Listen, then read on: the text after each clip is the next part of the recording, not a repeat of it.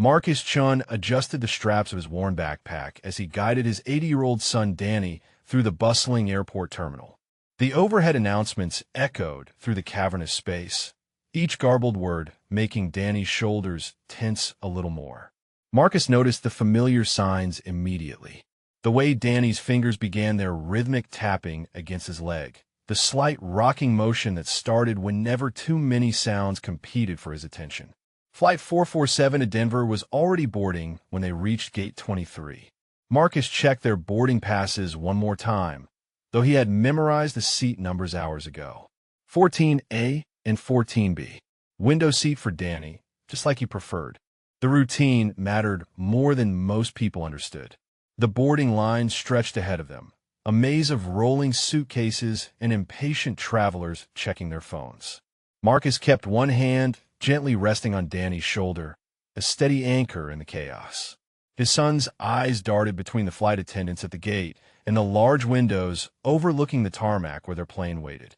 Behind them, an elderly woman muttered something to her companion about the delays. A businessman in a wrinkled suit tapped his foot impatiently, his phone pressed against his ear as he argued with someone about a missed meeting. Marcus had learned to tune out these conversations, focusing instead on Danny's breathing pattern and the subtle changes in his posture that could signal an approaching meltdown. A teenage boy stood a few places behind them in line, traveling alone by the looks of it. He wore a simple black hoodie and carried a backpack that had seen better days.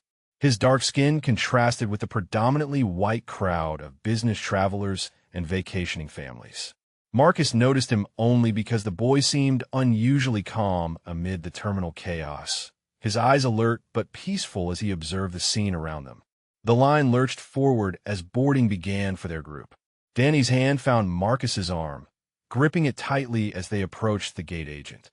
The woman behind the scanner wore a practiced smile that didn't quite reach her eyes as she processed passenger after passenger with mechanical efficiency. "Good morning," she said to Marcus without looking up from her screen. The scanner beeped as she processed their boarding passes. Seats 14A and 14B. Danny's grip tightened at the unfamiliar voice. Marcus guided his son down the jet bridge, the enclosed walkway amplifying every footstep and conversation. Danny's breathing became more shallow, more rapid. The familiar signs were all there, building like pressure in a sealed container. Marcus quickened their pace slightly, hoping to get Danny settled in his seat before the anxiety peaked. The aircraft door loomed ahead, and Marcus could already hear the sounds that would challenge Danny most. The hum of the air conditioning system, the overhead bins slamming shut, passengers shuffling down the narrow aisle with their carry-on luggage bumping against seatbacks. Each sound layered on top of the others, creating the sensory storm that could overwhelm his son without warning.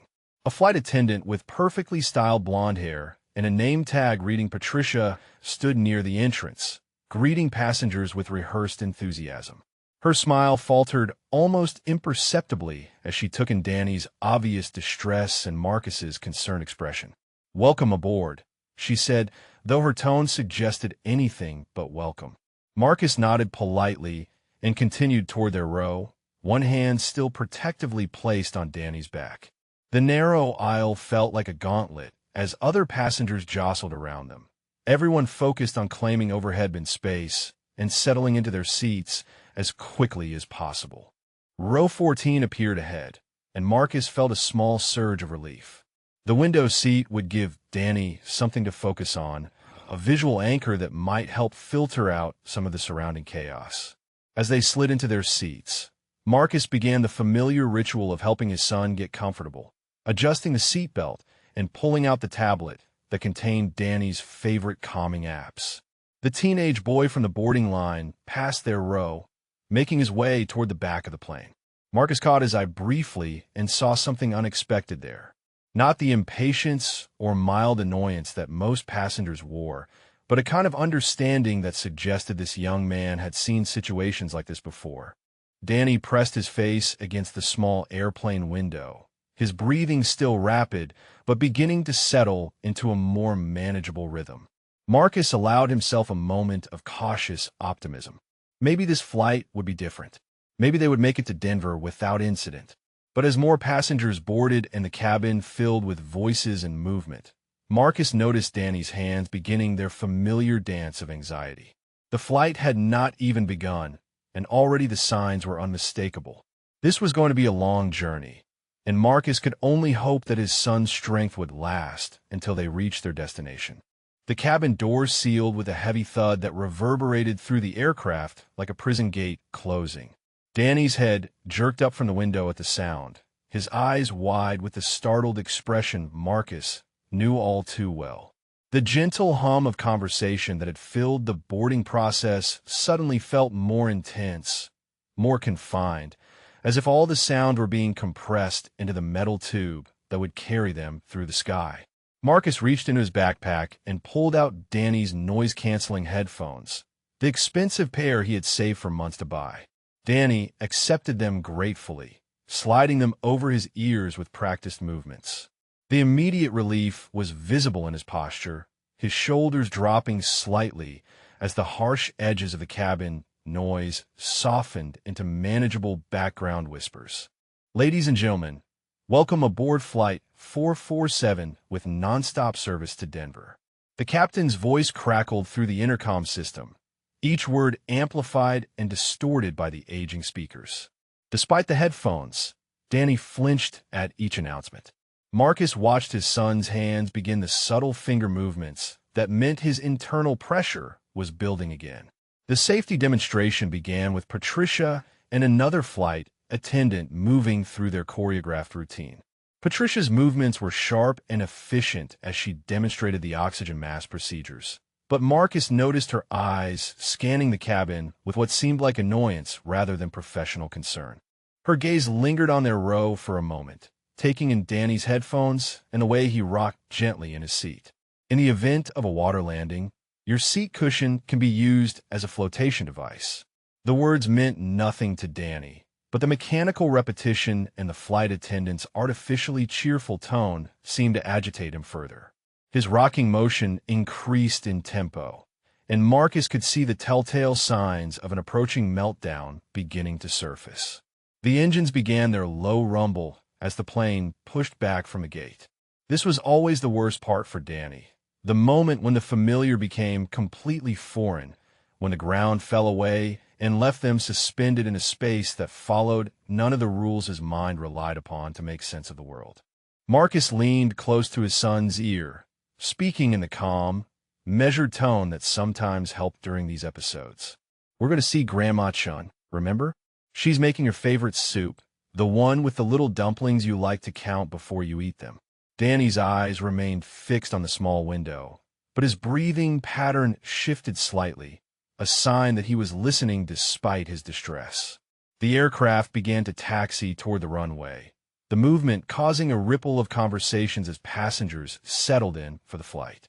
A businessman across the aisle was arguing loudly with someone on his phone about stock prices, his voice cutting through the cabin noise like a knife.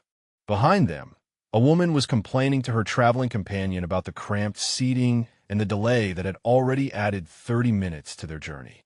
Danny's hands moved to his ears, pressing the headphones tighter against his skull. The pressure changes were beginning as they gained altitude, and Marcus knew this was when things could go from manageable to crisis without warning. He reached for the tablet, hoping Danny's favorite sensory app might provide enough distraction to carry them through takeoff. The screen lit up with swirling colors and gentle patterns that usually captivated Danny's attention, but today his focus seemed scattered, jumping between the window, the tablet, and the dozens of small movements and sounds that filled the aircraft cabin. A baby several rows ahead began crying, the sound sharp and piercing even through Danny's headphones. Marcus felt his own anxiety climbing as he recognized the cascade of sensory inputs overwhelming his son.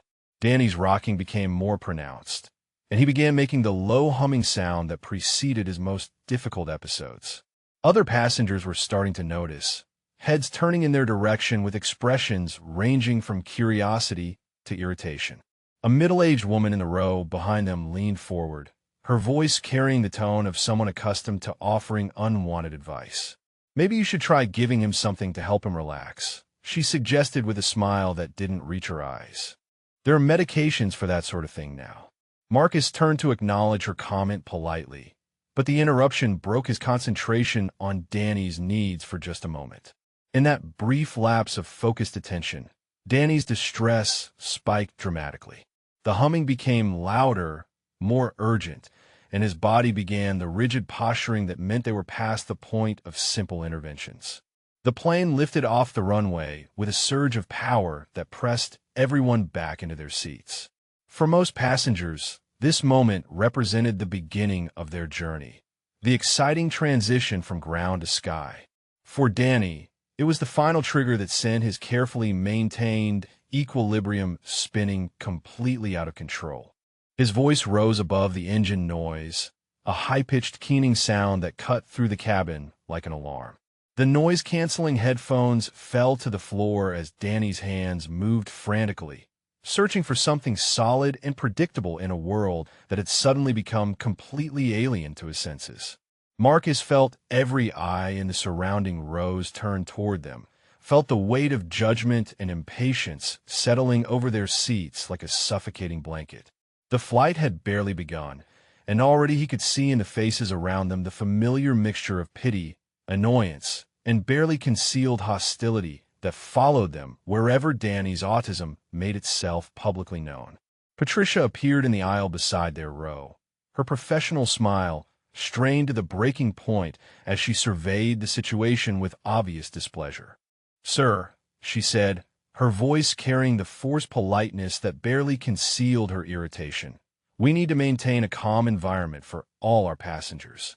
Danny's distress escalated into a full meltdown as the aircraft climbed through 10,000 feet.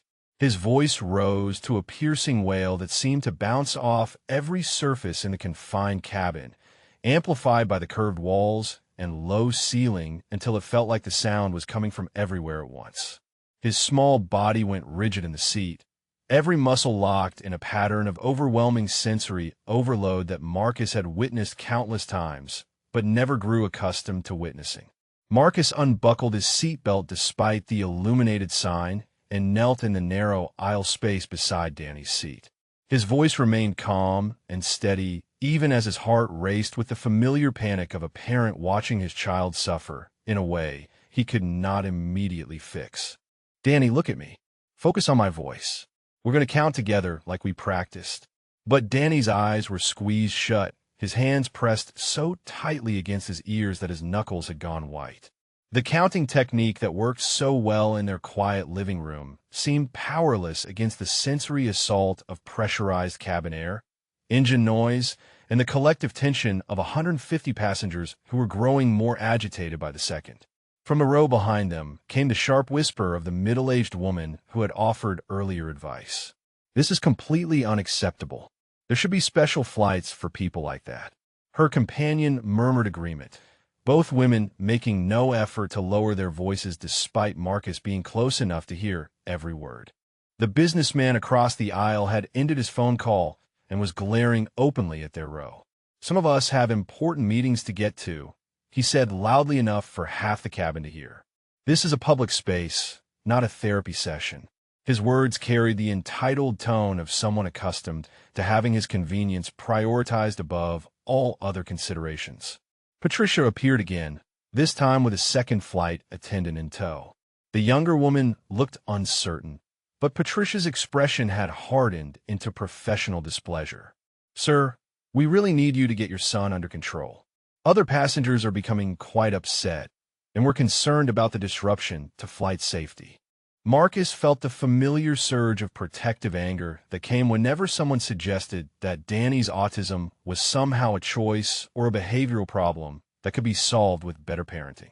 "He's having a sensory overload episode," he explained, his voice tight with controlled frustration. "This isn't something he can just stop. I'm doing everything I can to help him through it."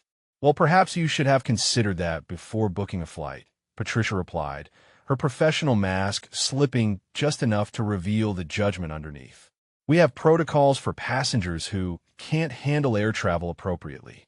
Near the back of the plane, The teenage boy who had boarded behind them was watching the scene unfold with an expression that differed markedly from the surrounding passengers. While others showed irritation or voyeuristic curiosity, his dark eyes held something that looked like recognition and concern. He shifted in his seat as if considering whether to approach, but remained where he was as Patricia continued her increasingly hostile interrogation of Marcus. Danny's crying had taken on the desperate quality that Marcus knew meant his son was completely overwhelmed, lost in a sensory storm that felt inescapable. The usual interventions were failing because the environment itself was the problem. Every sound in the cabin felt amplified. Every vibration from the engines transmitted through the metal structure directly into Danny's hypersensitive nervous system. A flight attendant call button chimed from several rows back, adding another layer to the acoustic chaos. Then another from the opposite side of the plane. Passengers were summoning the crew to complain about the disturbance. Each call button creating another sharp electronic sound that made Danny's distress spiral higher. The woman behind them had apparently appointed herself spokesperson for the irritated passengers. "Excuse me," she called to Patricia in a voice that carried throughout the surrounding rows. "How long is this going to continue? Some of us paid good money for a peaceful flight, and this is completely unreasonable." Patricia nodded sympathetically at the woman, while casting another disapproving look at Marcus and Danny. "We're addressing the situation, ma'am. Thank you for your patience." From his position in the aisle, Marcus could see other passengers turning in their seats to get a better view of the spectacle his family had become. Some looked genuinely concerned, but more wore expressions of annoyance and judgment. A few were already reaching for their phones, and Marcus felt a spike of additional anxiety at the thought of Danny's meltdown being recorded and possibly shared online. The teenager in the back row stood up suddenly, his movement causing several nearby passengers to look in his direction. He was tall for his age, with an athletic build that was mostly hidden by his oversized hoodie. His face held a determined expression as he began moving forward through the cabin, navigating between the seats and irritated passengers with careful deliberation. Patricia noticed his approach immediately, her attention shifting from Marcus and Danny to this new variable in her crisis management equation. "Young man, please return to your seat immediately. The seatbelt sign is still illuminated, and passengers need to remain seated during this phase of flight." The boy paused but did not turn back toward his assigned seat. His eyes moved between Patricia's stern face and Danny's continued distress, as if calculating something that the adults around him could not see. "I think I might be able to help," he said quietly, his voice barely audible over Danny's cries, but carrying a confidence that seemed far beyond his apparent years. Patricia's expression shifted to barely concealed disdain as she took in his youth, his simple clothes, and his presumption in offering assistance when the adults were clearly struggling. "That's very sweet, but I think the trained professionals can handle this situation. Please return to your seat before I have to involve the captain." The boy's jaw tightened slightly, but his voice remained respectful.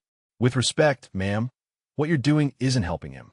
Sometimes different approaches work better for different situations." Several passengers nearby had turned to watch this new development, their irritation now directed at what they perceived as a teenage troublemaker inserting himself into an already difficult situation. The teenager stood his ground despite Patricia's dismissive tone, his dark eyes moving from Danny's rigid form to Marcus's desperate face with an intensity that suggested he was processing information the adults were missing. His name was Elijah Washington, though none of the passengers knew this yet, and at 16 he carried knowledge that would surprise everyone around him if they bothered to look past his youth and modest appearance. Patricia stepped closer to Elijah, her voice dropping to what she clearly intended as an authoritative whisper, but which carried clearly through the cabin. "Listen, young man, I appreciate that you want to help, but this is a serious situation that requires adult intervention. The last thing we need is some kid making things worse." Her words carried the casual dismissiveness that Elijah had encountered countless times in his life, the automatic assumption that his age somehow negated any value he might offer. But he had learned long ago not to let such attitudes derail him from doing what he knew was right, especially when someone was clearly suffering in a way he recognized all too well. "I understand you're concerned," Elijah replied carefully, his voice respectful but firm.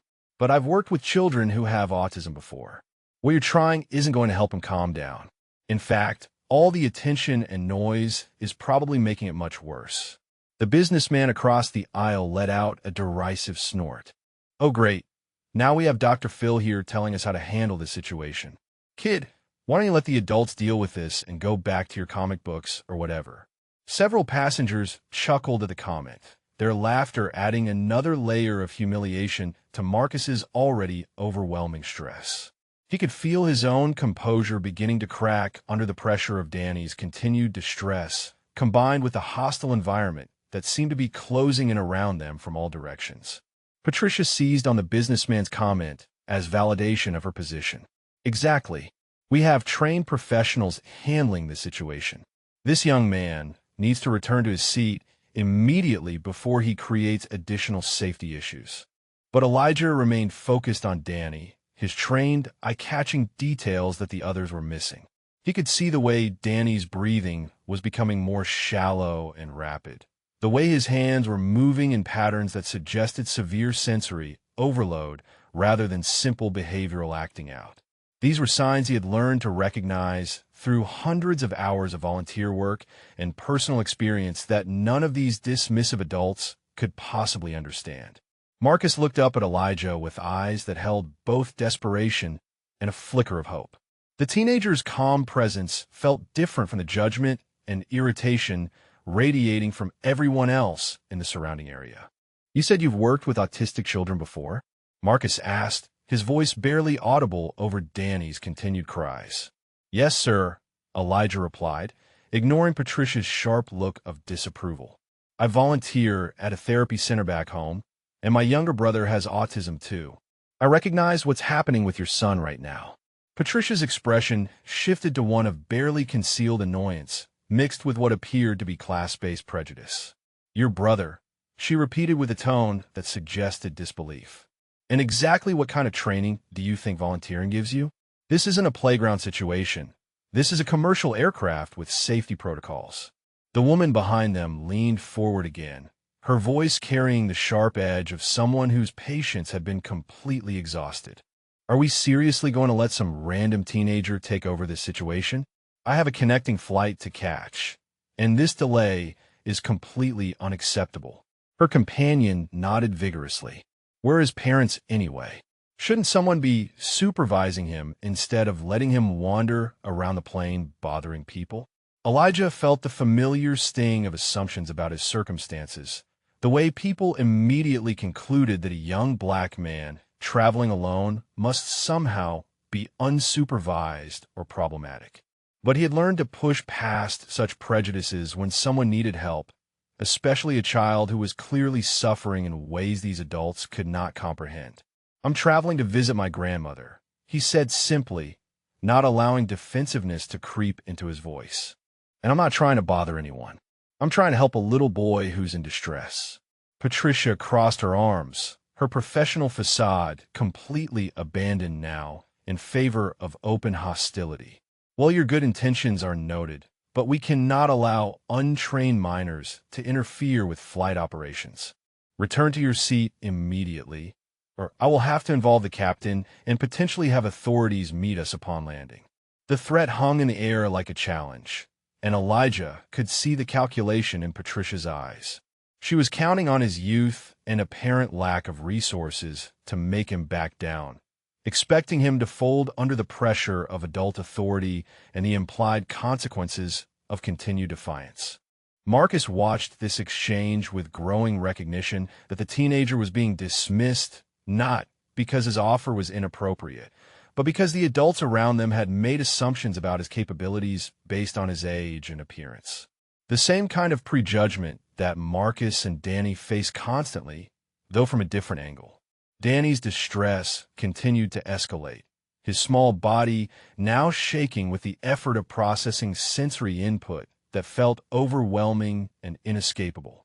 His cries had taken on a different quality more desperate and exhausted, the sound of someone who had been fighting a losing battle for too long without relief. The businessman stood up suddenly, his face flushed with anger and entitlement. "This is absolutely ridiculous. I'm going to speak to the captain myself about this disruption. There have to be regulations about passengers who can't handle air travel appropriately."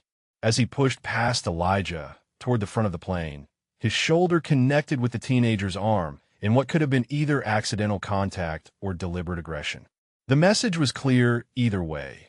Elijah did not belong in this space, did not have the right to offer help, and should remove himself from a situation that the adults considered beyond his understanding or authority.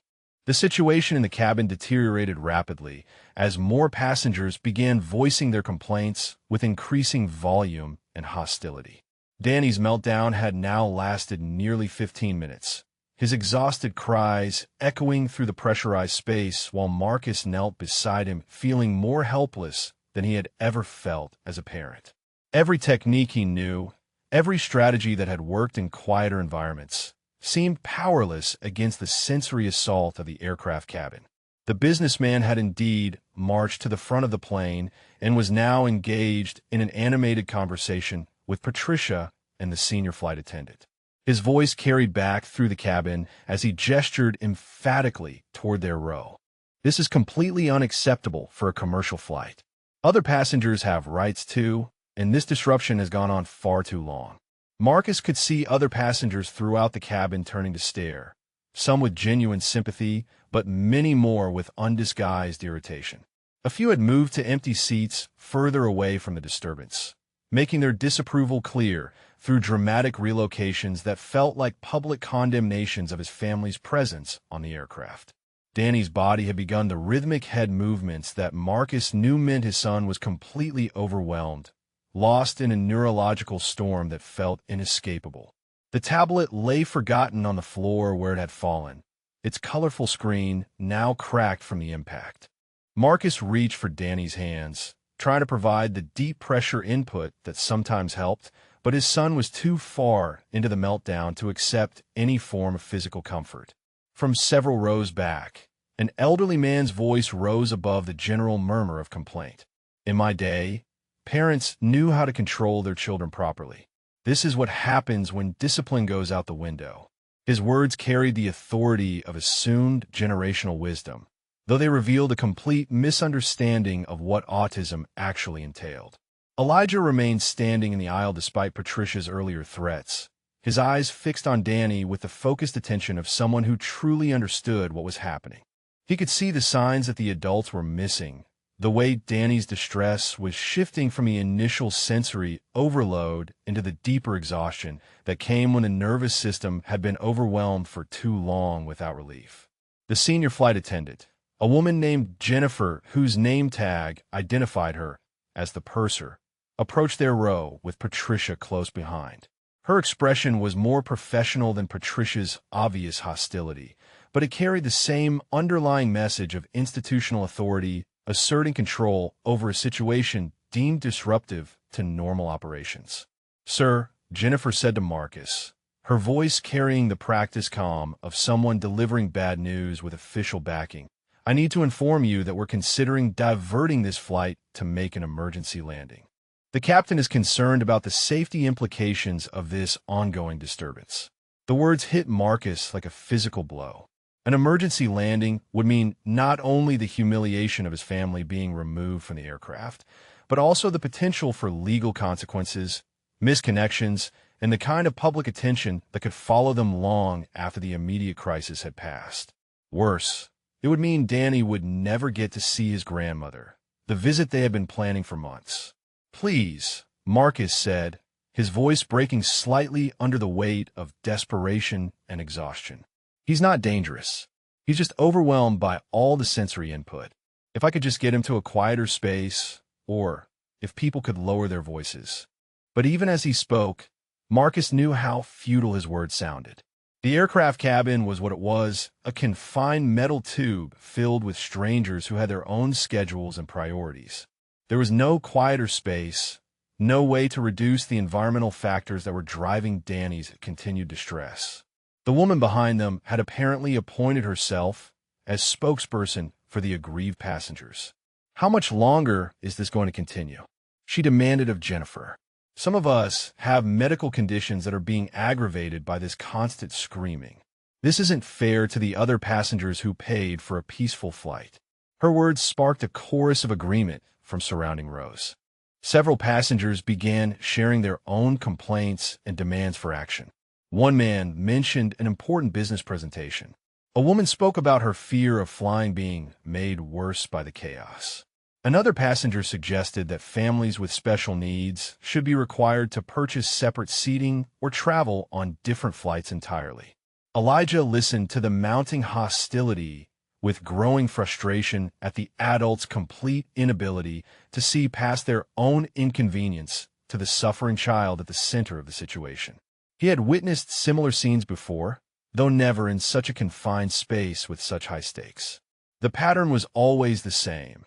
Adults who should know better allowing their comfort to take priority over a child's genuine medical crisis. Patricia turned her attention back to Elijah, her patience clearly exhausted by his continued presence in the aisle. "Young man, I warned you about returning to your seat. Since you've chosen to ignore flight crew instructions, I'm now going to have to involve the captain and potentially have security meet this aircraft upon landing." The threat was delivered with the confidence of someone who believed they held all the power in the situation, someone who had never been on the receiving end of institutional prejudice or systemic dismissal. But Elijah had learned long ago that authority figures who made assumptions based on appearance often underestimated the knowledge and determination of those they sought to control. "Ma'am," he said quietly, his voice steady despite the pressure being applied, "that little boy is having a medical emergency.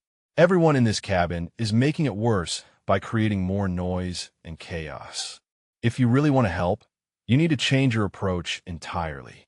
Jennifer stepped forward, her expression shifting to include Elijah in her official disapproval. "Son, we appreciate your concern, but this is a matter for trained professionals and the child's parent. Passengers cannot take it upon themselves to intervene in situations like this, regardless of their good intentions."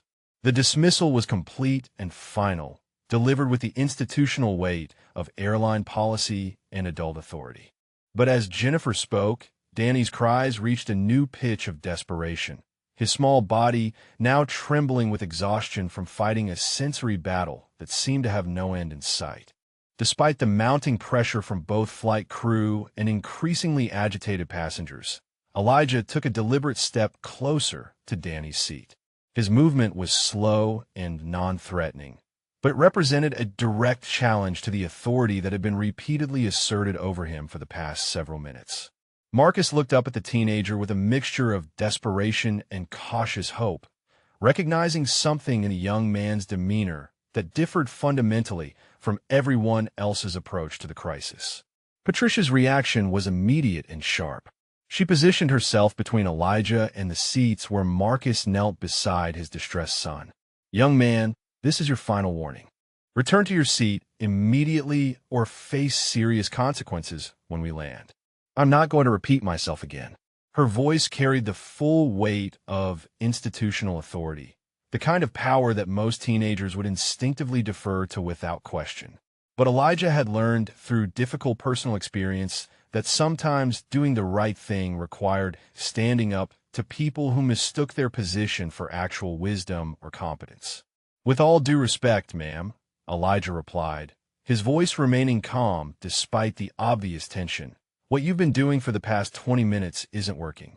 That little boy is getting worse, not better, and threatening his father isn't helping anyone in this situation." The businessman who had gone to complain to the captain had returned to witness this exchange, and his face flushed red with indignation at what he perceived as teenage insubordination. "Are you kidding me right now? This kid is actually arguing with the flight crew? Where's the captain? This is completely out of control." Several other passengers voiced their agreement, their frustration now focused as much on Elijah's perceived defiance as on Danny's continued distress. The elderly man who had earlier commented about discipline spoke up again, his voice dripping with condescension. "In my day, Young people knew their place and respected their elders. This boy needs to learn some manners and let the adults handle adult situations. But Marcus found himself studying Elijah's face more carefully, seeing something there that gave him pause. The teenager's eyes held a kind of focused knowledge that reminded Marcus of the specialists he had worked with during Danny's diagnosis and early therapy. There was nothing arrogant or attention-seeking in his expression, just a quiet confidence that suggested genuine experience rather than youthful bravado. "You said you have a brother with autism?" Marcus asked, his voice barely audible over Danny's exhausted cries. The question seemed to hang in the air, creating a momentary pause in the escalating confrontation between Elijah and the flight crew. "Yes, sir," Elijah replied, his attention still focused primarily on Danny, even as he answered. "My brother Micah is 12, and he's had episodes like this before. I've also been volunteering at the Riverside Autism Center for the past 2 years, working with kids who have sensory processing challenges." Patricia let out an audible sound of disbelief, her professional composure cracking to reveal the prejudice underneath. "Oh, please. A teenager volunteering somewhere doesn't make him qualified to handle a medical emergency on a commercial aircraft. This is getting absolutely ridiculous." The woman behind them leaned forward again, her voice sharp with class-based assumptions that she didn't even try to disguise. "Exactly. Where does this boy get off thinking he knows better than trained professionals? I'm sure his volunteering amounts to little more than playing games with children while the real adults do the actual work." Her companion nodded emphatically. "These young people today think they know everything. It's probably just some community service requirement for school or something. He has no business interfering in a serious situation like this." Jennifer, the senior flight attendant, stepped forward with what appeared to be her final attempt at resolving the situation through official channels. "Young man, regardless of whatever experience you think you have, airline policy is very clear about passenger intervention in medical emergencies. Only trained flight crew and licensed medical professionals can provide assistance in situations like this." But even as she spoke, Danny's condition continued to deteriorate in ways that were becoming increasingly obvious to anyone who cared to actually observe rather than simply assert authority. His breathing had become more labored, his movements more erratic, and the quality of his distress had shifted into something that looked genuinely dangerous rather than merely disruptive. Elijah could see what the adults were missing because they were too focused on maintaining control of the situation rather than actually helping the child at its center. Danny was moving beyond a standard sensory overload meltdown into what could become a medical crisis if his nervous system remained overwhelmed for much longer without appropriate intervention. "Ma'am," he said to Jennifer, his voice taking on a more urgent tone, "I understand your concerns about policy and liability. But that little boy is showing signs of severe autonomic dysregulation. His breathing pattern has changed, and if this continues much longer, he could go into what we call a shutdown state that's much more serious than what you're seeing now." The technical language seemed to give some of the adults pause, though Patricia remained unmoved by anything that challenged her assessment of Elijah as an ignorant teenager overstepping his bounds. She crossed her arms defensively and addressed him with barely concealed hostility. "Oh, so now you're a doctor too? Autonomic dysregulation? Where exactly did you learn these impressive medical terms?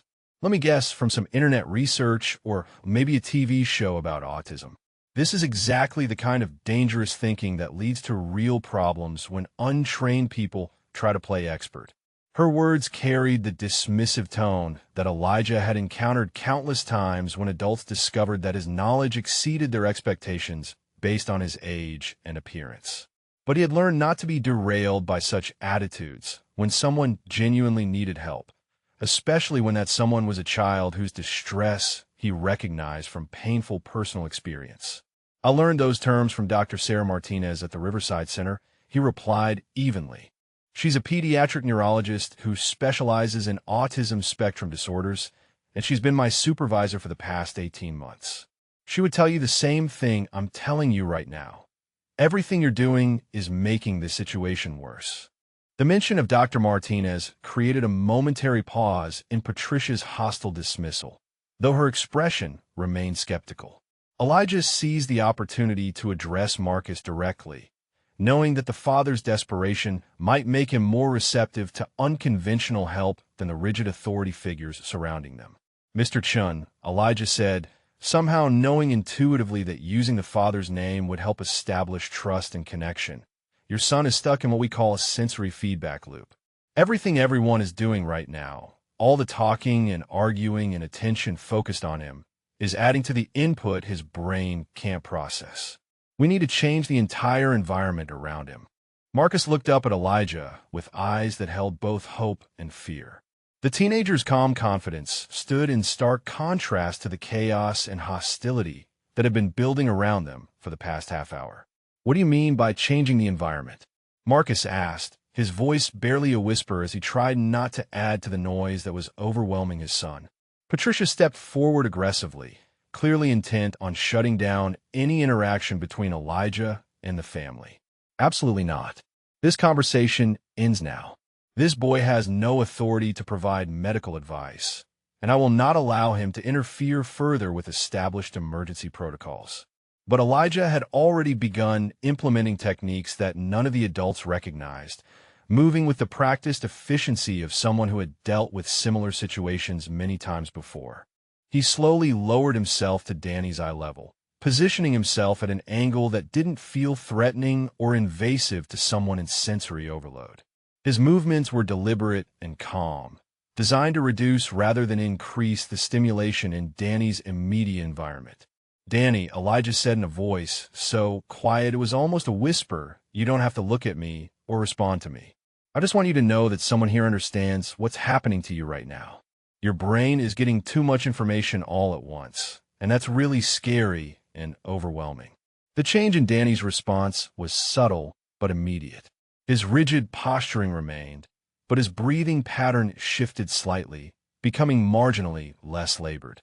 It was the first sign of improvement anyone had witnessed since the meltdown began, and Marcus felt a surge of cautious optimism that perhaps this young man really did know something the others had missed. Patricia's reaction was swift and decisive. She reached toward Elijah's shoulder as if to physically remove him from the situation. "Sir, step away from that child immediately. You are not authorized to provide any form of intervention, and I will not be held liable for whatever happens if you continue this inappropriate behavior." But Jennifer, the senior flight attendant, had been watching more carefully than Patricia, and she had noticed the subtle change in Danny's distress level. Her professional training included observation skills that Patricia seemed to lack, and she recognized that something different was happening even if she couldn't identify exactly what it was. "Wait," Jennifer said, holding up a hand to pause Patricia's intervention. "Let's see what happens for just a moment." The child does seem slightly less agitated than he was a few minutes ago. This apparent wavering in authority created an immediate backlash from the hostile passengers who had been demanding action. The businessman stood up again, his face red with indignation at what he perceived as weakness in the face of clear policy violations. "Are you seriously going to let some random kid continue disrupting this flight? This is insane. I'm going to file formal complaints about every single crew member who allowed this situation to continue. There are protocols for a reason, and this is exactly why untrained people shouldn't be allowed to interfere." The elderly man who had been commenting throughout the crisis added his voice to the complaint. "This is what happens when authority breaks down. First we have an uncontrolled child disturbing everyone, and now we have teenagers thinking they can play doctor. What does it end?" But Elijah remained focused exclusively on Danny, continuing his quiet monologue in tones designed to provide comfort rather than demand attention. "Your dad loves you very much, and he's trying to help, but sometimes adults don't know the best ways to help when our brains get overwhelmed like this. That's okay. It's not anyone's fault." Marcus watched in amazement as his son's breathing became noticeably steadier. Danny's eyes remained closed, but the desperate quality of his distress was beginning to shift into something that looked more manageable, more temporary. For the first time since the meltdown began, Marcus felt genuine hope that they might find their way through this crisis. Patricia was clearly struggling with the conflict between her desire to maintain control and the undeniable evidence that Elijah's approach was producing results that her methods had failed to achieve. Her professional pride warred with the practical reality that the situation was improving under his guidance rather than her authority. "This is completely irregular," she said, though her voice lacked the decisive hostility of her earlier statements. "We're setting a dangerous precedent by allowing passengers to intervene in medical emergencies. What happens the next time someone claims to have experience but actually makes things worse?" Elijah continued his gentle communication with Danny while addressing Patricia's concerns without breaking his focus on the child. "Ma'am, I understand your position, and I respect the responsibility you have for everyone's safety. But right now, this approach is working when nothing else has. Sometimes we have to adapt our methods to meet the actual needs of the situation." The woman behind them had been watching the gradual change in Danny's condition with growing confusion. Her earlier certainty about the appropriate course of action was being challenged by the observable evidence that the teenager's intervention was succeeding where adult authority had failed. "I don't understand," she said, her voice uncertain for the first time since the crisis began. "How is a kid able to do something that trained professionals couldn't? This doesn't make sense." Her companion remained skeptical, but was also clearly struggling with the contradiction between her assumptions and what she was witnessing. "Maybe he really does have some kind of experience with this," she admitted reluctantly. "But it still seems wrong to let a teenager take over a medical emergency on an airplane." Elijah's methods continued to produce results that seemed almost miraculous to the passengers who had watched Danny's distress escalate for nearly an hour without improvement. He had begun implementing what he called grounding techniques, helping Danny's overwhelmed nervous system find stability through carefully modulated sensory input, rather than the sensory reduction that most people instinctively attempted. "Danny," Elijah whispered, still maintaining his position at the child's eye level, "I want you to feel your feet touching the floor of the airplane. Can you press your feet down just a little bit? You don't have to open your eyes or look at anyone. Just feel your feet connecting with something solid underneath you." The response was subtle but unmistakable. Danny's rigid posture began to soften as he followed the instruction, his feet pressing against the aircraft floor in a way that provided his sensory system with the proprioceptive input it desperately needed. Marcus watched in amazement as techniques that had never occurred to him began to address his son's crisis in ways that seemed both simple and profound. Patricia stood frozen in uncertainty, her entire framework for understanding the situation challenged by what she was witnessing. Her training had provided no preparation for a scenario where a teenage passenger might possess knowledge that exceeded her own, especially when that passenger was a young black man whose appearance had triggered every unconscious bias she carried about authority and competence. Jennifer, however, had begun to recognize that her earlier assumptions might have been incorrect. Her years of flight experience had taught her to adapt to unexpected situations, and the evidence before her was becoming too clear to ignore. The child's improvement under Elijah's guidance was not coincidental or temporary, but represented a genuine shift toward stability and calm. "Young man," Jennifer said carefully, "what exactly are you doing that's different from what we tried earlier?" The question carried genuine curiosity rather than skepticism, suggesting a willingness to learn that Patricia had not yet demonstrated. Elijah glanced up briefly before returning his attention to Danny. Most people try to eliminate sensory input when someone's overwhelmed, but sometimes the nervous system actually needs specific types of input to regulate itself. Danny's brain is looking for proprioceptive feedback, the sense of where his body is in space. When that system gets disrupted, adding the right kind of pressure and movement can help reset everything. The technical explanation created a ripple of surprised murmurs throughout the surrounding rows.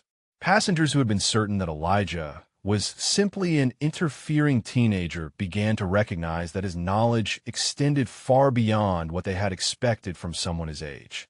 The businessman who had been most vocal in his complaints found himself listening with grudging attention to concepts he had never encountered. Marcus felt tears welling up in his eyes as he watched his son's breathing return to something approaching normal rhythm. For the first time since the meltdown began, Danny's face showed signs of awareness rather than pure survival mode panic. The transformation was gradual but undeniable, occurring under the guidance of someone Marcus would never have expected to possess such specialized knowledge. "Now, Danny," Elijah continued in the same quiet voice, "I want you to squeeze your hands together really tight for just a few seconds, then let them relax. This is going to help your brain understand where your arms are and give it some information it can process easily." Danny followed the instruction with the automatic compliance of someone whose nervous system was finally receiving input it could interpret and use. His hands pressed together in front of his chest, held the position for several seconds, then relaxed with a visible release of tension that seemed to flow through his entire body. The elderly man who had been criticizing the situation throughout the crisis found himself staring in disbelief at the transformation taking place before him. His earlier certainty about proper behavior and respect for authority had been challenged by the obvious effectiveness of approaches he had never imagined possible. "I don't understand how this is working," he admitted quietly to his companion. "That boy seems to know exactly what he's doing, even though he can't be more than 16 or 17 years old. How is that possible?" Patricia remained trapped between her institutional need to maintain control and the undeniable evidence that her control had been inadequate to address the actual crisis. Her professional identity was built on the assumption that her training and authority made her the appropriate person to handle emergency situations. But nothing in that training had prepared her for autism-related sensory overload or the specialized interventions that were proving effective. "This is still highly irregular," she said, though her voice lacked the conviction of her earlier statements. "Passengers are not supposed to provide medical interventions regardless of their claimed experience. We could face serious liability issues if something goes wrong." But Elijah had moved to the next phase of his intervention, helping Danny transition from crisis management to active recovery. "Danny, you're doing really well. Your breathing is much better now, and your body is starting to feel safer. When you're ready, and only when you're ready, I'd like you to try opening your eyes and looking at your dad. He's been very worried about you." The suggestion was offered without pressure or expectation, giving Danny complete control over his pace of recovery.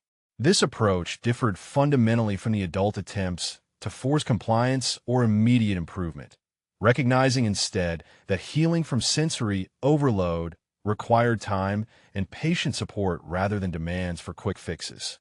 Marcus held his breath as Danny's eyes slowly opened, blinking against the cabin light, but no longer showing the wild panic that had characterized the beginning of his meltdown. His son's gaze found Marcus's face and held it, a connection that felt like the first real communication they had shared since the crisis began. "Dad," Danny whispered, his voice hoarse from crying, but unmistakably present and aware. "I'm sorry I got so scared. Everything was too loud and too much, and I couldn't make it stop." The simple statement broke Marcus's composure completely, tears streaming down his face as he reached out to gently touch his son's hand. "You don't have to apologize, buddy. You didn't do anything wrong. Sometimes our brains just get overwhelmed, and that's okay." Around them, the cabin had fallen into a silence that differed markedly from the hostile tension of earlier moments. Passengers who had been demanding action and expressing frustration now found themselves witnesses to a recovery that challenged their assumptions about disability, competence, and the unexpected sources of genuine expertise. The transformation in Danny's condition created a profound shift in the atmosphere throughout the cabin. What had been a crisis demanding emergency intervention had become something closer to a medical miracle, accomplished not through institutional authority or professional protocols, but through the patient expertise of a teenager whom most passengers had dismissed as irrelevant to the situation. Danny sat quietly in his seat, his breathing now steady and his posture relaxed for the first time since takeoff. The rigid panic that had characterized the past hour had been replaced by the exhausted calm that followed successful recovery from sensory overload. His eyes remained focused on his father's face, drawing comfort from the familiar presence that had been obscured by overwhelming neurological chaos. Elijah remained crouched in the aisle beside their row, his attention still focused primarily on Danny, though he was clearly aware of the changing mood among the surrounding passengers.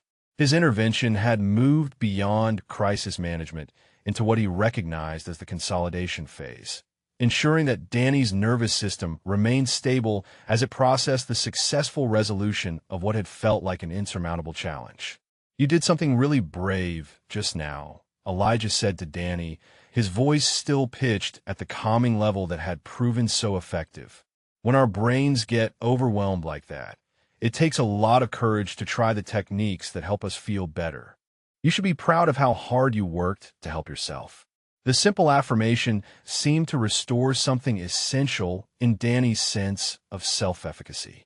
Throughout the meltdown, he had been trapped in an experience of complete helplessness, his usual coping strategies rendered useless by the intensity of sensory input.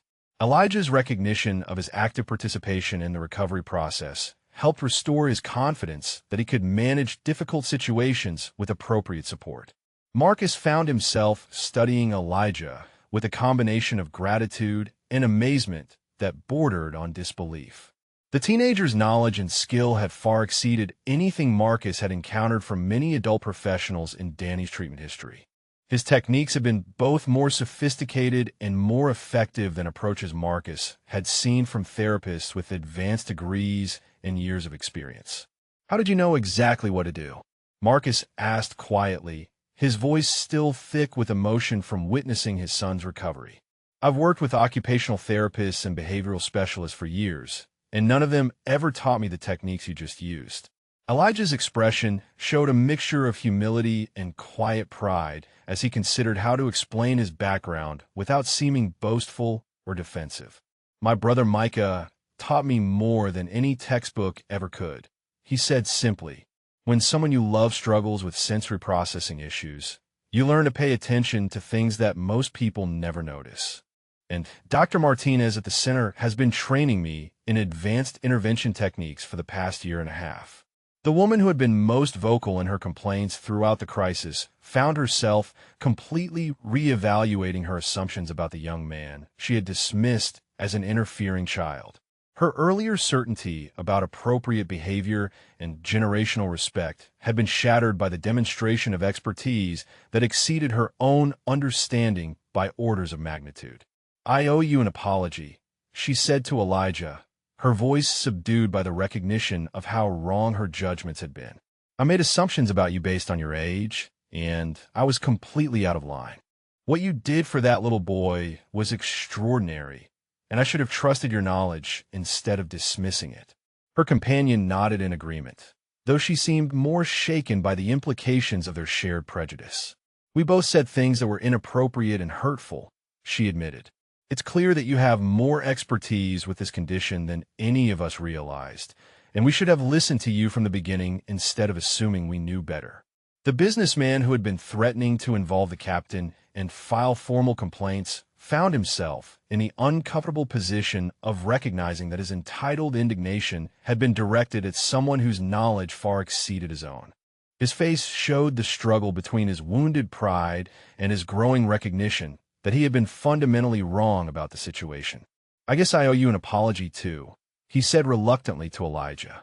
"I was focused on my own inconvenience and didn't consider that you might actually know what you were talking about. What you accomplished here was pretty remarkable, even if I don't fully understand how you did it." Patricia remained silent, her professional composure barely concealing the internal crisis that Elijah's success had created for her understanding of authority and competence. Everything in her training and experience had taught her that teenagers were problems to be managed rather than resources to be utilized, especially teenagers who challenged her decisions or claimed specialized knowledge. Jennifer, however, had begun to process the implications of what she had witnessed with the adaptability that had made her successful in her career. The evidence before her was too clear to ignore or rationalize away, and her professional integrity demanded that she acknowledge the effectiveness of approaches she had never encountered in her formal training. "Young man," she said to Elijah, I want to formally thank you for what you've done here today. Your intervention clearly prevented what could have been a very serious medical emergency, and you did it with skills that none of our crew possessed. I'm going to include a detailed account of this incident in my flight report, and I hope it leads to better training for situations like this in the future. The acknowledgement from the senior flight attendant created a ripple of validation that seemed to settle the remaining tension in the surrounding rows. Passengers who had been uncertain about what they were witnessing now had official confirmation that Elijah's actions had been not only appropriate, but actually heroic in their effectiveness. Danny looked up at Elijah with the clear eyes of someone who had returned fully to the present moment. "Thank you for helping me when I was scared," he said with the simple directness that characterized his communication style. You knew how to make the scary feelings go away when nobody else could figure it out. The gratitude from the child he had helped seemed to mean more to Elijah than all the adult apologies and acknowledgments combined. This was why he had chosen to study therapeutic interventions, why he volunteered his time at the center, and why he had been willing to stand up to hostile authority figures who tried to dismiss his knowledge based on assumptions about his age and background. With Danny now calm and the immediate crisis resolved, the cabin atmosphere had shifted dramatically from hostility to curiosity. Passengers who had spent the past hour demanding action against what they perceived as disruptive behavior now found themselves genuinely interested in understanding how a teenage boy had accomplished what trained professionals could not. The questions began tentatively, born of embarrassment over their earlier assumptions, but driven by authentic desire to learn. Elijah had finally returned to his seat, though he remained alert to any signs that Danny might need additional support. The teenager's calm competence throughout the crisis had revealed depths of knowledge and experience that challenged every preconception the adults around him had carried about youth, expertise, and the sources of genuine authority in emergency situations. The elderly man who had been most vocal about generational respect and proper behavior found himself compelled to engage more directly with someone he now recognized as possessing knowledge he himself lacked entirely. "Son," he said to Elijah across several rows, "I hope you don't mind me asking, but how did you learn to do what you just did?" That was unlike anything I've ever seen before. Elijah's response carried no trace of defensiveness or vindication despite the hostility he had faced from this same man earlier. "My younger brother Micah was diagnosed with autism when he was 4, he explained. Our family struggled for years trying to understand his needs and find approaches that actually helped him instead of just trying to control his behavior." The simple explanation opened a window into experiences that most of the passengers had never considered. The assumption that autism represented a behavioral problem requiring discipline or management gave way to recognition that it involved neurological differences requiring specialized understanding and intervention techniques. "I started volunteering at the Riverside Autism Center when I was 14, Elijah continued, his voice carrying the quiet pride of someone who had found meaningful purpose in service to others. Dr. Martinez runs their sensory integration program, and she's been training me in advanced therapeutic techniques for children with severe processing challenges." Marcus listened to this explanation with growing amazement at the depth of knowledge and experience that Elijah had acquired at such a young age. The teenager's expertise had not been casual or superficial, but represented years of dedicated study and practical application under professional supervision.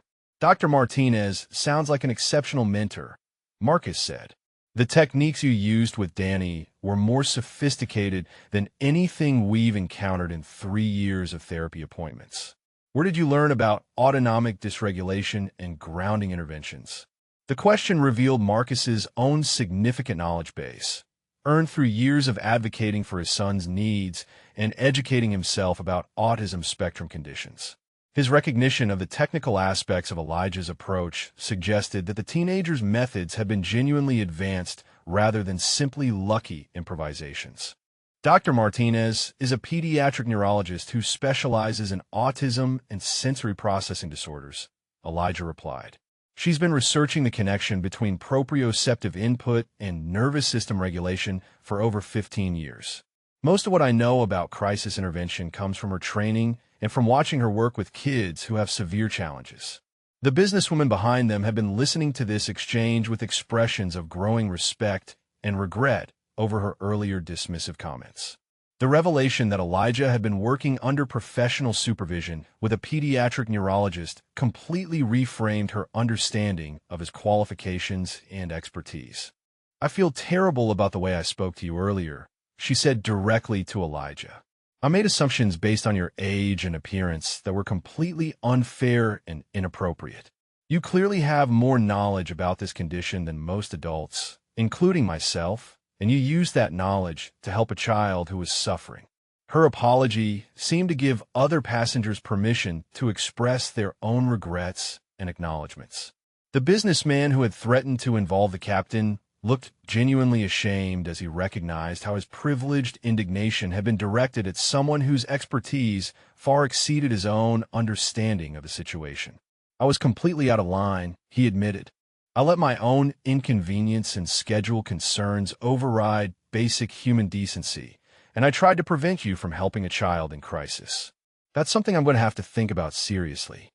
Patricia had remained conspicuously silent throughout these exchanges, clearly struggling with the implications of what had transpired for her understanding of authority, competence, and professional responsibility. Her entire framework for managing passenger interactions had been challenged by someone she had never considered capable of possessing relevant expertise. Jennifer, however, had been processing the situation with a practical mindset that had made her successful in managing complex flight operations. The evidence before her was too clear to ignore, and she recognized that this incident represented an opportunity to learn rather than simply a challenge to existing procedures. "Elijah," she said, addressing him directly with the respect that his demonstrated competence had earned, "would you be willing to provide some information about your training in Dr. Martinez's program? I think our crew training could benefit enormously from understanding these intervention techniques." The request represented a complete reversal from the institutional dismissal that had characterized the crew's initial response to Elijah's offer of assistance. Jennifer's willingness to learn from someone she had previously dismissed as an interfering teenager suggested the kind of adaptive leadership that prioritized results over ego. "I'd be happy to share information about the program," Elijah replied with the same calm professionalism he had maintained throughout the crisis. "Dr. Martinez has been working on training materials for educators and service providers who work with autistic individuals. I think she would be very interested in developing resources specifically for airline crew members." Danny had been listening to this conversation with the focused attention of someone who was learning to understand his own condition through the explanations being offered. His recovery had been complete enough to allow him to process information about autism and sensory processing in ways that might help him develop better self-advocacy skills. "Elijah," Danny said quietly, drawing the teenager's attention back to him, "will you teach me some of the things that help me feel better? I want to know how to help myself when I get scared like that again." The request represented perhaps the most important outcome of the entire crisis. Danny's recognition that he could learn techniques for managing his own sensory challenges suggested a level of self-awareness and empowerment that would serve him well throughout his life. The captain's voice crackled through the intercom system as Flight 447 began its initial descent into Denver. But this time the announcement carried none of the tension that had characterized the earlier crisis. "Ladies and gentlemen, we're beginning our approach to Denver International Airport. We should be on the ground in approximately 20 minutes. I'd like to take this opportunity to personally thank all passengers for their patience and cooperation during today's flight." What the captain did not announce over the public address system was that she had been quietly observing the situation through reports from her crew, and she had been deeply impressed by both the crisis resolution and the lessons it offered about assumptions, expertise, and the unexpected sources of wisdom that could emerge in challenging situations. Captain Rebecca Torres had been flying commercial aircraft for over 20 years, and she had seen every type of passenger emergency imaginable. But she had never witnessed a situation where a teenage passenger had demonstrated the kind of specialized knowledge and crisis intervention skills that Elijah had shown during Danny's meltdown. Her curiosity about the young man's background had been building throughout the flight's final hour. As the seatbelt sign illuminated and passengers began preparing for landing, Captain Torres made an unusual decision. She left the cockpit and walked back through the cabin, something she rarely did during flight operations unless there was a significant safety concern requiring her personal attention. Her destination was row 14, where Marcus and Danny sat quietly together, and the back section where Elijah had returned to his seat. The teenager looked up in surprise as the captain approached, clearly not expecting to draw additional attention from the flight crew after the situation had been resolved. "Mr. Washington," Captain Torres said, "having learned his name from Jennifer's detailed report of the incident, I wanted to personally thank you for what you did today. In 20 years of flying, I've never seen anything quite like the expertise you demonstrated in that crisis situation." The captain's words carried the weight of genuine professional respect, delivered by someone whose authority was unquestionable and whose judgment had been earned through decades of experience managing complex situations under pressure. Her acknowledgement seemed to settle something important for the passengers who were still processing their own role in initially dismissing Elijah's qualifications. "Thank you, ma'am," Elijah replied with the same respectful demeanor he had maintained throughout the crisis. "I was just glad I could help Danny when he needed it. That's what we're supposed to do for each other when someone is struggling." Captain Torres studied the teenager's face, seeing the quiet integrity that had motivated his willingness to stand up to hostile adults and institutional authority when a child needed assistance. His response revealed the kind of character that she wished more adults possessed, the recognition that helping others was not about personal recognition, but about basic human responsibility. "Your training and knowledge prevented what could have been a very serious medical emergency," she continued. "More importantly, you've demonstrated the kind of courage and compassion that makes the difference between a good person and an exceptional one. I hope you're planning to continue your education in this field." The question touched on something that Elijah had been thinking about increasingly as his volunteer work had deepened his understanding of autism intervention and therapeutic approaches. His experiences at the Riverside Center had shown him that he possessed both the aptitude and the passion for professional work in developmental disabilities and sensory processing disorders. "Yes, ma'am," he replied. "I'm planning to study special education and occupational therapy in college.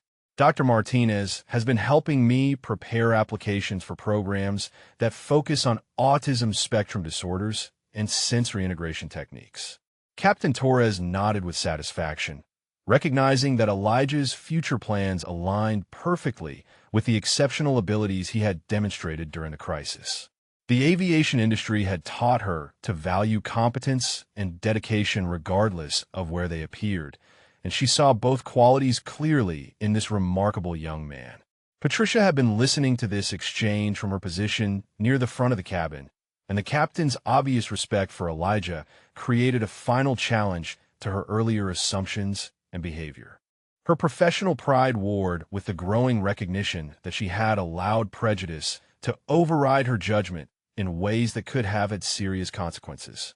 Jennifer approached Captain Torres with a written report that she had been preparing throughout the latter part of the flight. "Captain, I think this incident raises some important questions about our crew training for medical emergencies involving developmental disabilities. Mr. Washington's intervention techniques were far more effective than anything in our current protocols." The captain accepted the report while continuing her conversation with Elijah. "Would you be willing to work with our training department to develop better procedures for situations like today's? Your expertise could help prevent other families from going through what the Chun family experienced." The request represented the ultimate vindication of Elijah's knowledge and approach, an official recognition that his methods deserve to be incorporated into professional training rather than dismissed as inappropriate passenger interference. It also offered him an opportunity to contribute to systemic change that could benefit other families facing similar challenges. "I will be honored to help," Elijah replied. Dr. Martinez has been developing training materials for various professions, and I think she would be very interested in working with airlines to create better intervention protocol for passengers with autism and sensory processing needs.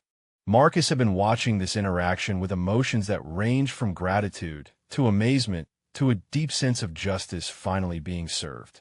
The teenager who had been dismissed and threatened with consequences was now being recognized and recruited by the highest authority on the aircraft. Captain Torres, Marcus said, drawing her attention to him and Danny, "I want you to know that this young man saved my son from what was becoming a genuinely dangerous situation.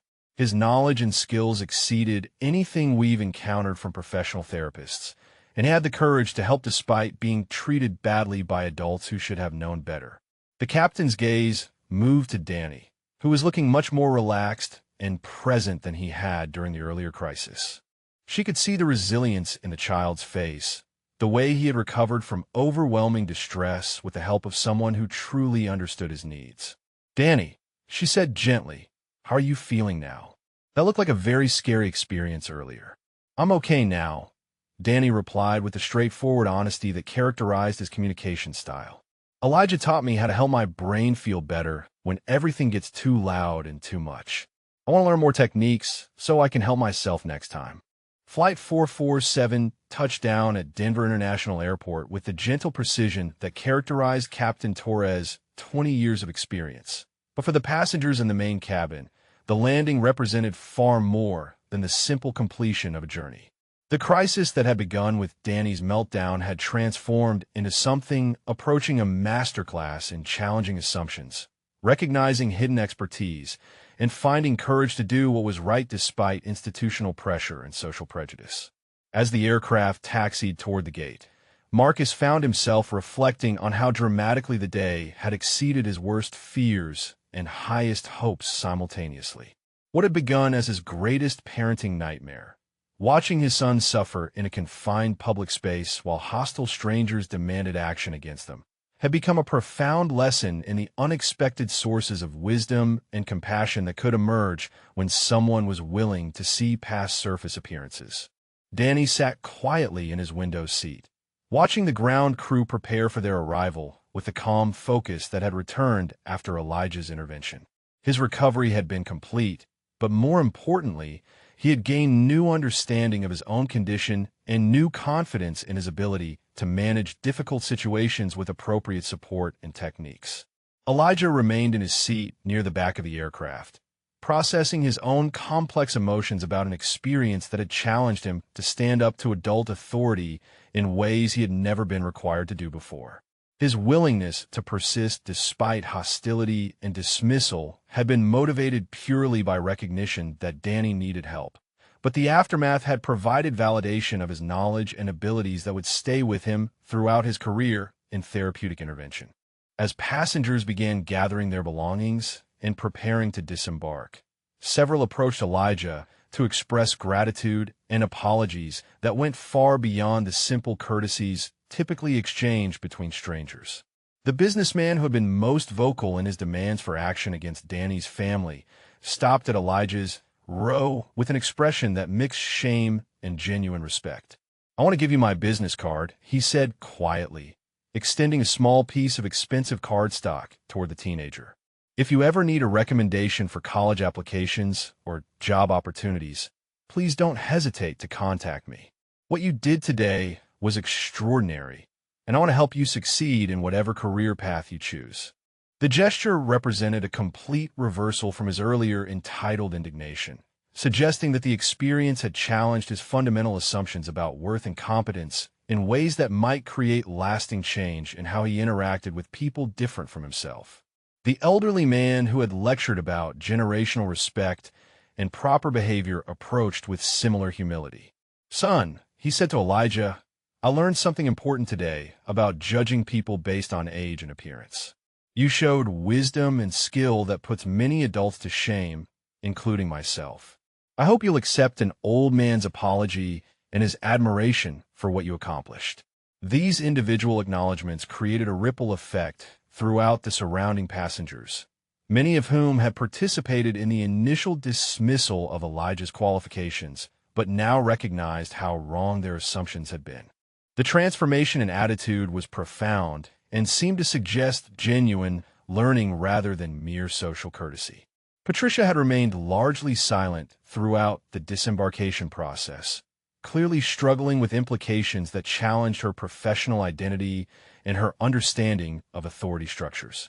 Her earlier certainty about appropriate procedures and passenger management had been completely undermined by the effectiveness of approaches she had tried to prevent. Jennifer, however, had embraced the experience as an opportunity for professional growth and systemic improvement. She approached Elijah as passengers began moving toward the exit, carrying contact information and a formal request that represented institutional recognition of his expertise. "Mr. Washington," she said, handing him an official airline business card with additional contact information written on the back, "please have Dr. Martinez call our training department as soon as possible. We want to develop comprehensive protocols for situations involving passengers with autism and sensory processing challenges, and your input will be essential to creating effective procedures." The request represented validation at the highest institutional level, acknowledgement that Elijah's knowledge deserved to be incorporated into official policies rather than dismissed as inappropriate passenger interference. It also offered the possibility that other families facing similar challenges might benefit from improved understanding and better intervention techniques. Marcus and Danny approached Elijah as the aisle began to clear, both carrying expressions of gratitude that went far beyond what could be adequately expressed in words. The connection between them had been forged through crisis, but felt destined to continue through ongoing friendship and mutual support. "Elijah," Marcus said, reaching out to shake the teenager's hand, "I can never thank you enough for what you did today. You saved Danny from what was becoming a genuinely dangerous situation, and you did it with knowledge and skills that amazed everyone who witnessed it. You're going to make an extraordinary therapist." Danny looked up at Elijah with the clear eyes of someone who had learned something important about his own capabilities and the kindness of strangers. "Thank you for helping me learn that I'm not broken," he said with the directness that characterized his communication. "You show me that my brain just works differently and that there are people who understand how to help when things get overwhelming." The simple statement captured the essence of what had transformed during the flight. Danny's experience had moved from shame and helplessness to understanding and empowerment, largely through the intervention of someone who had seen his potential rather than just his distress. As they prepared to leave the aircraft, Elijah exchanged contact information with both Marcus and Captain Torres, creating connections that would extend far beyond their shared flight experience. His courage in standing up to prejudice and institutional pressure had not only resolved an immediate crisis, but had also created opportunities for ongoing impact in the field he was preparing to enter professionally. The experience had challenged everyone involved to examine their assumptions about expertise, authority, and the unexpected sources of wisdom that could emerge when someone was willing to look past surface appearances.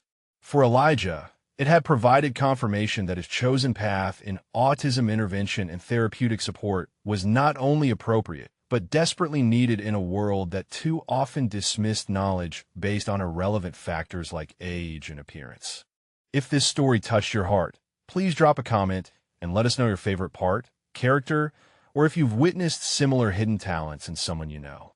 Sometimes the most extraordinary expertise comes from the most unexpected sources, and recognizing it can make all the difference in the world.